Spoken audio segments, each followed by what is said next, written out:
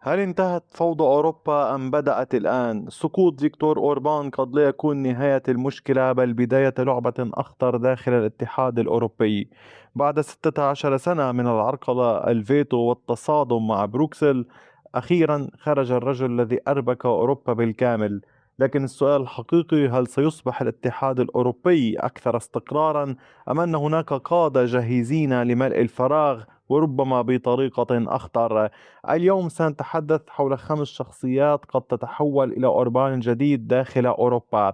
فيما يتعلق لماذا كان أوربان مشكلة، فدعوني أشرح لكم. لم يكن بالنسبة لبعض الأوروبيين مجرد رئيس وزراء، بل كان سلاح تعطيل داخل الاتحاد الأوروبي. استخدم حق الفيتو مرارا وعرقل دعم أوكرانيا، وواجه أورسولا فوندرلاين بشكل مباشر. كذلك وقف ضد سياسات المناخ والهجرة. ببساطة أوربان كان يقدر أن يوقف قرارات 27 دولة لوحده. فيما يتعلق بروبرت فيسكو الرئيس، يمكن قول هذا الرجل الذي كان دوما بجانب أوربان مؤيد لروسيا كما يعتبره الأوروبيون، فيما يصف نفسه بأنه مؤيد لبلده أكثر مما هو مؤيد لروسيا وأوكرانيا. كذلك اعتبره الأوروبيون أو جزء من الأوروبيين أنه يعارض دعم أوكرانيا، وهدد باستخدام الفيتو بدل أوربان. والسؤال: هل يملك الجرأة ليكون العدو الأول الجديد لشريحة أوروبية كبيرة داخل الاتحاد الأوروبي، أم سيتراجع؟ أيضا فيما يتعلق بتشيكيا، فهنا أندري بابيتش يلقب بترامب تشيك، حيث لديه سياسات ضد، قول أو مواقف ضد سياسات المناخ الأوروبية، ويريد تقليل دعم أوكرانيا ويميل لأسلوب أوربان لكن بذكاء اقتصادي. وهنا ليس التعطيل الكامل بل التخريب الجزء الذكي كما يصفه الأوروبيون فيما يفعله معهم.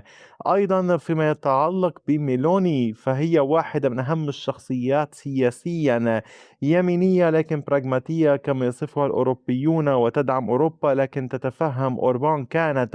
وهي قد تقود التمرد لكن بطريقة ناعمة. هي ليست مثل أوربان، لكن لو قرر التغيير ستكون أكثر تأثيرا.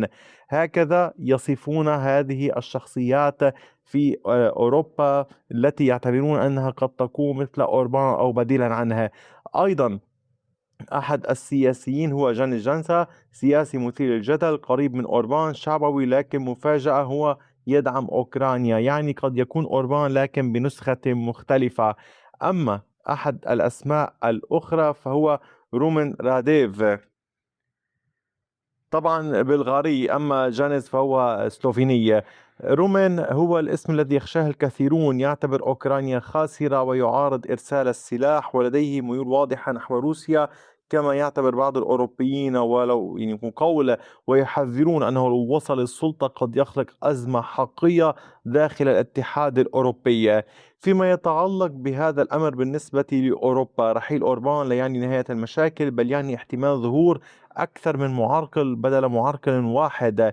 وهناك قد يكون هناك صعوبة في تمرير قرارات بالإجماع وتصاعد الانقسام داخل أوروبا. لهذا بدأت أورسولا فوندرلاين تتحدث عن تغيير نظام التصويت لتجنب الفيتو كما كان يحصل في وقت سابق.